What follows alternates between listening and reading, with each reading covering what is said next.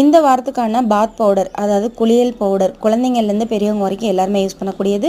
அப்புறம் வந்து hair fall control shampoo, sambar தூள், ஏபிசி மால்ட்டு, சோப் ஐட்டம்ஸ் எல்லாமே நம்ம வந்து ஃப்ரெஷ்ஷாக போட்டுட்டோம். வாரம் நம்ம வந்து ஃப்ரெஷ் பேட்சாக போட்டுட்ருக்கோங்க. நம்ம கஸ்டமர்ஸ் எல்லாருக்குமே பார்த்திங்கன்னா நம்மளோட ப்ராடக்ட் எல்லாமே ரொம்ப பிடிச்சிருக்கு.